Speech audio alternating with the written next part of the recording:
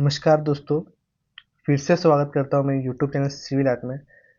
दोस्तों आज की इस वीडियो में हम बात करेंगे कि जब हम 2 सरिये को जोड़ते हैं और जोड़कर जब हम सरिये को एक्सटेंड करते हैं, तो उसमें हमें कौन-सा तरीका है वो हमें इस्तेमाल करना चाहिए।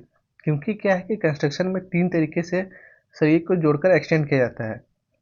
पहला मेथड है हमारा कपलिंग मेथड, दूसरा मेथड है हमारा लैपिंग मेथड है और तीसरा है हमारा जो है वो है हमारा वेल्डिंग मेथड। मैं तीनों लैब के बारे में बताऊँगा, साथ ही साथ इसके एडवांटेज और डिसएडवांटेज भी बताने की कोशिश करूँगा। इसलिए वीडियो को पूरा ज़रूर देखिएगा। दोस्तों वीडियो की शुरुआत करने से पहले आपसे छोटी सी रिक्वेस्ट है, अगर चैनल पर पहली बार आए हैं तो चैनल को जरूर सब्सक्राइब कर दीजिएगा और अगर वीडियो पसंद आता है तो लाइक शेयर जरूर कर दीजिएगा ताकि कंस्ट्रक्शन से जुड़ी ऐसी इन्फॉर्मेटिव और प्रैक्टिकल वीडियो मैं आप तक पहुंचाता रहूं। दोस्तों अगर मैं पहली मेथड की बात करूं तो वो होता है हमारा वेल्डिंग मेथड। अब इस वेल्डिंग मेथड में सबसे बड़ी दिक्कत ये होती थी कि जो सरिया का जो जब हम इसे वेल्डिंग करते थे तो उस पार्ट में वो कमज़ोर हो जाता था।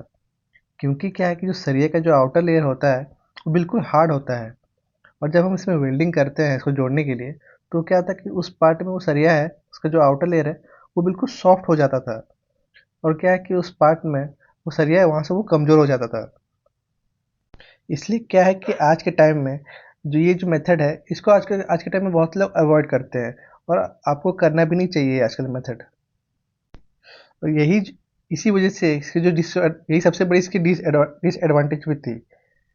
अगर मैं दूसरी डिसएडवांटेज की बात करूँ इस वेल्डिंग मेथड में, तो क्या है कि जो सरिये का जो लोड है, जो उसमें क्या है कि एक दूसरे से वो अच्छे से ट्रांसफ़र नहीं हो पाता था। तो यही कुछ इसके डिसएडवांटेज है। और अगर मैं इसकी एडवांटेज की बात करूँ, तो वैसा कुछ खास इसके एडवांटेज नहीं होते हैं इस मेथड के। तो इसे आप अवॉइड ही करें तो ज़्यादा अच्छा होगा आपके लिए।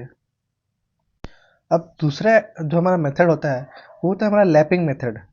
अब ये लैपिंग मेथड में क्या होता है कि इसमें सरिये को एक्सटेंड करने के लिए इसमें क्या है कि सरिये को जॉगल करके सरिये को एक्सटेंड किया जाता था। जैसा कि आपको इमेज में शो हो रहा होगा, ठीक इसी तरीके से सरिये को लैपिंग करके आप हम इसको सरिये को लैपिंग करते हैं। अब अगर मैं इसकी एडवांटेज की बात करूँ, तो क्या है कि सरिये में किसी भी तरह से आपका जो स्ट्रेंथ है, वो कॉम्प्रोमाइज़ नहीं होता है। और दूसरा क्या है कि जो 2 सरिये का जो लोड है, वो भी एक दूसरे में वो अच्छे से ट्रांसफ़र होता है वेल्डिंग मेथड के कंपैरिज़न में देखा जाए तो। पर अगर मैं इसकी डिसएडवांटेज की बात करूँ, तो इसमें क्या है कि जो सरिये का जो खपत है, वो बहुत ज़्यादा होता है। अब वो कैसे? अब मान लीजिए कि आपको अब सरिये को क्या है कि आपको एक्सटेंड करना है लैपिंग करते हुए। तो अब क्या है कि जो हम क्या इसमें क्या होता है कि हमें एक्स्ट्रा लेंथ भी तो छोड़ना पड़ता है। अगर मैं एग्ज़ाम्पल देकर बताऊँ, तो सपोज़ मान लीजिए कि आपके कॉलम में 12 एम का सरिया है। तो क्या है कि हमें कम से कम 2 फीट वो हमें क्या है कि एक्स्ट्रा लेंथ देना पड़ता है। तो हमने जो एक्स्ट्रा जो हमारा 2 फीट लगा है वो हमें सरिया को एक्सटेंड करने में, तो यही जो एक्स्ट्रा पार्ट है, वो हमारा एक्स्ट्रा खपत होता है। अगर मैं दूसरी डिसएडवांटेज की बात करूँ, तो क्या है कि आप इस मेथड को अब ज़्यादा मोटी सरिया है, आप उसमें आप ये मेथड आप यूज़ नहीं कर सकते। क्योंकि क्या है कि आप इसमें एक लिमिट होती है कि मैक्सिमम 16 एमएम या फिर 20 एमएम तक का सरिया है, वो आपका मैक्सिमम जॉगल ही हो पाता है। अगर उसकी मोटी डाया होगी आपकी सरिया की, तो वो क्या है जॉगल करना इम्पॉसिबल जैसा होता है। बाकी अगर आपका कॉलम में सिर्फ max to max 16 mm, 12 mm या फिर मैक्स टू मैक्स 20 एमएम है, तो आप इस मेथड को ही फॉलो करें, वो ज़्यादा अच्छा भी होगा आपके घर के लिए। अब जो हमारा तीसरा मेथड आता है, वो होता है हमारा कपलिंग मेथड। इस मेथड में क्या होता है कि एक एमएस का एक सिलिंड्रिकल शेप जैसा एक होता है, जिसके क्या होता है कि अंदर वाला पार्ट वो हॉलो रहता है और उसमें क्या है कि उसमें एक थ्रेड जैसा बना हुआ रहता है, ताकि क्या है कि सरिये को घुमा घुमा कर वो सिर्फ अच्छी तरीके से फिक्स किया जा सके। और इसकी सबसे बड़ी एडवांटेज की बात करो, तो क्या होता है कि जो 2 सरिये का जो लोड ट्रांसफ़र है, वो बिल्कुल यूनिफ़ॉर्मली डिस्ट्रीब्यूट होता है, जिसकी वजह से क्या है कि सरिये में आपको प्रॉपर स्ट्रेंथ मिलता है, साथ ही साथ कॉलम में भी। दूसरा एडवांटेज की मैं बात करूँ तो इसमें क्या है कि शरीर का जो खपत है वो भी बिल्कुल कम होता है कपलिंग मेथड में। क्योंकि क्या है कि हम जहाँ जो हमारा लैपिंग मेथड था उसमें क्या हम 2 फीट जो एक्स्ट्रा देते थे, वो जो हमारा 2 फीट है वो हमारा कपलिंग मेथड में बचता है।